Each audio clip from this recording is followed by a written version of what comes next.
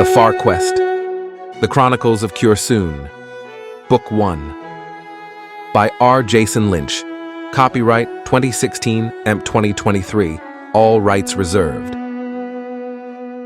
Chapter 9, What Lurks in Miremurk. Cursoon stopped and wrinkled up his nose in disgust. "Do you smell that?" he asked the raven. "It smells like death," he concluded with a nauseated grimace. With a sudden flurry of feathers, the large black bird took to the air and swiftly flew away. As he went, Cursoon almost thought he heard the raven call out, "Rack and ruin! Rack and ruin! Rack and ruin!" "What got into him?" the bard wondered as he watched the raven leave.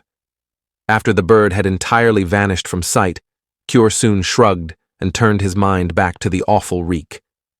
The smell was a horrible mix of dung and death, and it shot a cold sliver of fear through his heart. Though the whole bog stunk of rotting leaves and stagnating water, it was nothing compared to this new and fouler stench.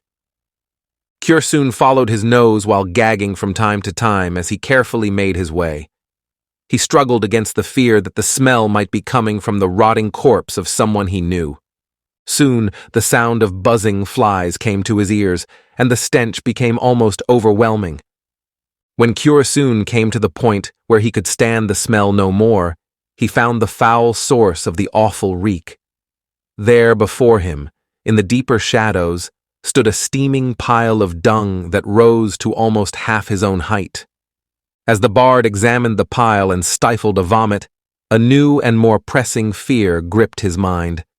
"What manner of beast could leave such an enormous mound of dung?" he mumbled to himself. As he continued to study the pile while pinching his nose, he noticed something smooth and chalky white peeking out of its side. This awoke his curiosity, and still holding his nameless sword, he started to use it to pry the white thing out of the huge pile of dung, but then, at the last moment, he hesitated.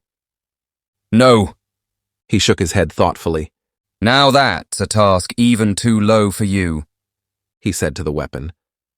Turning aside, he cut down a dead sapling with a single stroke, and then sheathed the plain sword. Using the rod of wood, he carefully and awkwardly worked to dislodge the object from the steaming pile of dung. With the sucking sound of wet mud, the object abruptly popped out and bounced down the pile, rattling as it went. Cursoon's blue eyes followed it as it rolled, and when it clunked to a stop, he found the two empty sockets of a man's skull staring back at him. A cold panic filled his soul. His mind fought against two fears. While he feared for his own life, he also feared that the skull he now beheld might belong to someone he loved. In the midst of this mental struggle, the whole dark wood seemed to spin around him for a moment. To catch himself, Cursoon stumbled over and leaned against a nearby gray boulder. The huge stone stood more than double his own height. He was gagging again and beginning to think that it might be more tolerable to just have at it and release his lunch, for the unproductive heaving was proving to be most unpleasant. In the end, the food in his stomach simply refused to stay down. After finally letting himself vomit, he wiped his mouth with the back of his hand. Feeling slightly better, he began to notice the rough texture of the massive stone against which he still steadied himself. It felt a little like porous volcanic rock, and yet it did not feel cold to the touch. Instead, it felt as though it might have been slightly warmed by the sun, but this was impossible, for not one ray of light could pierce the thick, tangled branches of Miremurk.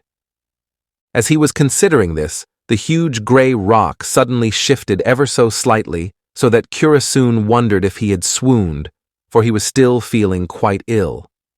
However, he soon gave up this hope altogether, for moments later, the stone moved entirely out of his reach.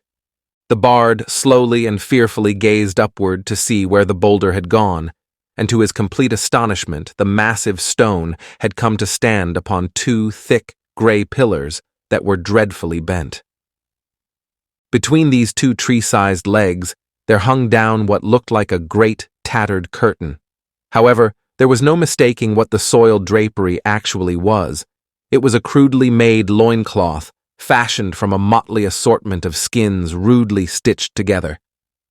Kyorsun's mind commanded his hand to draw out his sword, for his heart hoped that the sound of cold steel ringing as it was unsheathed would help his bravery return, but his hand was too busy attending to the spectacle unfolding before him to obey. After several trembling attempts, he finally managed to grasp the hilt of his grandfather's sword. Taking a few stumbling paces backward, he drew fortuity and held it out, making himself as ready as his shaking soul could be. Slowly, the two massive legs hobbled around, turning the huge gray stone-like mass so that its knobby knees faced the bard. At the base of these bent, pillar-like legs, there were two old, calloused feet. Their gnarled toes had long, untrimmed nails. Kyorsun greatly desired to flee, but he could not find the will to even move. The huge feet stepped toward him, causing the muddy black floor of the bog to quake slightly. The squishing sound of the mire coming up between the huge contorted toes made Kyorsun shudder all the more, for his mind imagined himself in the same state as the mud. This thought startled the bard into fearful action. Clumsily, he swung around the shield that was hanging on his back. The strap became tangled so that it took far more effort than usual. At the same time, his lute complained with a discordant twang as he worked to get his shield. Finally, he managed to bring it around while also twisting his pack about in the process. Kyorsun's blue eyes peered fearfully over the top of his shield like a child peeking over his blanket for fear of the darkness in his bedchamber. In truth, while beholding this giant, he felt that hiding behind his shield presented him with the same amount of protection as an old threadbare blanket. While the bard continued to watch with frozen horror, the massive legs squatted, and two gray wart-covered hands grasped the knobby knees. Then, quite suddenly, a gray, haggard, and age-worn face bent down into the bard's bewildered view. The old, hideous visage had two spiteful eyes, and they were as black as the darkest parts of a moonless midnight, with no white in them at all. The face's nose was huge, flat, and wart-ridden, and it hung down so far that it almost touched the person's parched gray lips. In the ugly face's gaping mouth, there were only a few teeth remaining, and they stood in a jagged and gapped line. However, the mouth's lower canine teeth more than made up for those that were missing, for they jutted up above the top lip like thick tusks. Though they were small in comparison to the rest of the face, these teeth were the size of Kyorsun's head, and he was frightfully sure that they could easily crush it like a melon. The hot breath that huffed and puffed from this enormous mouth was far fouler than the smell of the giant pile of dung, and if Kyorsun had not been so afraid, he would have retched anew. While peering over his shield and watching the massive face, the bard felt as though he shrank. The sword in his hand rattled against his shield, though he made great effort to hold it still.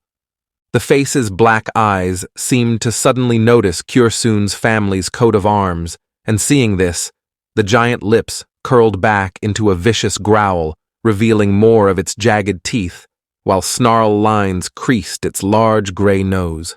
Then, after a strange gurgling inhalation of breath, the great mouth opened dreadfully wide and issued forth a roar that sent horrible-smelling spittle splattering onto the bard. The roar seemed to go on forever, and the force of it made the face's warty gray cheeks quiver.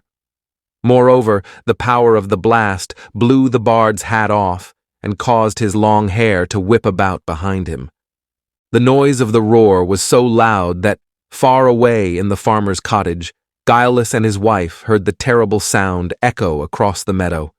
The couple both trembled dreadfully, and not knowing what else they could do, they quickly knelt together and prayed to the King of Heaven for the poor bard. And still the roar went on. Kyorsun was sure that the reek alone would kill him long before the teeth began their work.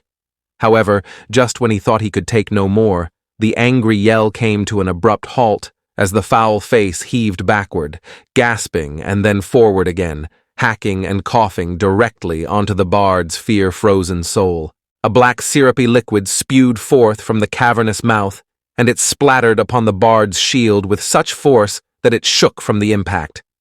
This jolted Cursoon into action. He drew back his grandfather's sword, and before he knew what he was doing, he swung it as hard as he could. The shining blade struck the giant's huge flat nose, but instead of cleaving it in two, Fortuity only made a sickening leathery thud upon the gray, wart-ridden skin, leaving no record of its passing. Before the strike had fully found its target, Cursoon instantly felt a regret that turned his stomach. He staggered backward, hoping in vain that the giant would not retaliate. With great force, a massive rock-like fist crashed against Cursoon's shield, reducing it to little more than splinters and sending the bard backward into the filthy mud. Almost as soon as he landed, Cursoon began to slide himself away upon his backside with what strength was left within him, all the while gasping to catch his breath. However, after only a yard or so, his retreat was suddenly halted when his back slammed up against a huge bog oak. Still seeking a way of escape, the bard slid upward against the massive tree and stood with a stagger. But before he could spin around the tree and run away, the cruel giant pressed the tip of a huge, thick finger against Cursoon's chest, crushing him against the tree's trunk and keeping him from taking another breath. As the pressure increased, the lute that hung upon his back suddenly caved in upon itself with a sickeningly discordant twang of its strings, and still the weight upon his chest grew to the point of unbearable. Slowly, Cursoon felt his legs lose their strength, and all that was before his eyes began to darken. What followed was the sensation of falling, and to his surprise, his fear seemed to fade away. Also, he was not suddenly seized by the dread of his impending death, but instead, only a single regret entered his mind. Alas, He lamented wordlessly. for I shan't see my sons grow into men. After this lone thought, everything faded to black, and the bard knew no more.